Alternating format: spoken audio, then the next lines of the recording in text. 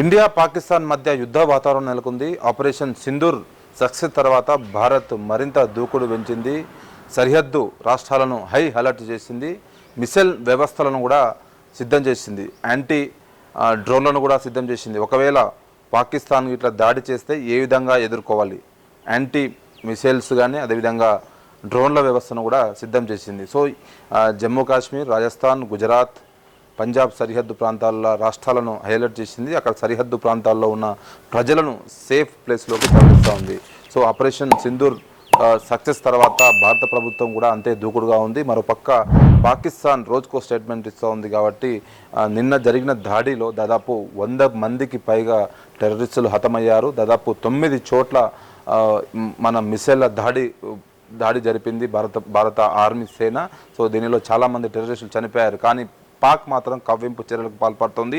మన పౌరులపై దాడికి ప్రయత్నం చేస్తోంది. ఇప్పటికే మన పౌరులు 15 మందికి పైగా సరిహద్దు ప్రాంతాల్లో చనిపోయారు. కానీ వాటిని ధీటుగా భారత సైన్యం ధీటుగా జవాబిస్తుంది. సో ఏ క్షణమైనా పాకిస్తాన్ మన మీద దాడి చేసే అవకాశం ఉంది. కాబట్టి భారత ప్రభుత్వం డ్రోన్ వ్యవస్థ కానీ అదేవిధంగా మిసైళ్ల వ్యవస్థను కూడా సిద్ధం చేసింది. ఏ క్షణమైనా కూడా ఒకవేళ పాకిస్తాన్ దాడి చేస్తే వాటిని ఏ విధంగా అడ్డుకోవాలి, మన గగనతలంలోకి రాకుండా వాటిని ఏ విధంగా వాటిని డిస్మాంటిల్ చేయాలనే ఉద్దేశంతో భారత ప్రభుత్వం అయితే సిద్ధంగా అయింది. సో ఇప్పటికే భారత ప్రభుత్వము ఆల్ పార్టీ మీటింగ్ కూడా నిర్వహించింది. సో ఆల్ పార్టీలో ప్రధానంగా ఈ విషయాలపైన చర్చ వచ్చింది. గతంలో పహల్గాం దాడి తర్వాత ఆల్ పార్టీ నిర్వహించి ఎలా చేస్తాం, ఎలా ముందుకెళ్తాం అని అన్ని పార్టీ నాయకులకు వివరించారు. ఇప్పుడు కూడా అయితే ఆపరేషన్ సింధూర్ సక్సెస్ తర్వాత ఈ మీటింగ్ నిర్వహించింది. సో రక్షణ శాఖ మంత్రి రాజ్నాథ్ సింగ్ ఆధ్వర్యంలో ఈ సమావేశం జరుగుతోంది.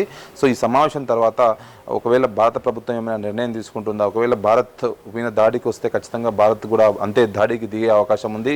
సో ఎలాంటి వెనక్కి తగ్గే ప్రసక్తే లేదు. కానీ పాకిస్తాన్ ఎప్పుడు ఏ చర్యలు తీసుకుంటుందో అనేది ఒక నిఘా అయితే భారత ప్రభుత్వం సరిహద్దు ప్రాంతాల్లో మోహరించింది. అయితే మన BSF జవాన్లకు కూడా అలర్ట్ జారీ చేసింది. షూటౌట్ ఆర్డర్స్ కూడా జారీ చేసింది. ఎవరైనా నియంత్రణ రేఖ దాటి వస్తే వాళ్ళని వెంటనే షూటౌట్ చేయాలి, ఎలాంటి కదలిక ఉన్నా కూడా వెంటనే కాల్ చేయండి అంటూ కూడా భారత ప్రభుత్వం వాళ్ళకు ఆదేశాలు జారీ చేసింది. సో ఒక యుద్ధం మాత్రమే జరగట్లేదు, ఆల్మోస్ట్ బార్డర్లో యుద్ధ వాతావరణం ఉంది. ఇప్పటికే వాళ్ళ బార్డర్ దాటి దాదాపు 100 కిలోమీటర్ లోపలికి వెళ్ళి మన సేన వాళ్ళ సంబంధించిన టెర్రరిస్ట్ క్యాంపులను కూల్చివేశారు. కాబట్టి దానికి ప్రతిగాడిగా పాకిస్తాన్ ఏ చర్యలకు పాల్పడుతుందో అనే ఉద్దేశంతోనే భారత ప్రభుత్వం అలర్ట్ జారీ చేసింది. సో చూడాలి మరి రాబోయే రోజుల్లో భారత ప్రభుత్వం ఏ విధంగా నిర్ణయాలు తీసుకుంటుంది, పాకిస్తాన్ ఏ విధంగా నిర్ణయం తీసుకుంటుంది. ఇరు దేశాల మధ్య ఇప్పటికే పూర్తి సంబంధాలు తెగిపోయాయి. కాబట్టి ఇంకా యుద్ధమే అన్నట్లు సంకేతాలు అయితే వినిపిస్తున్నాయి.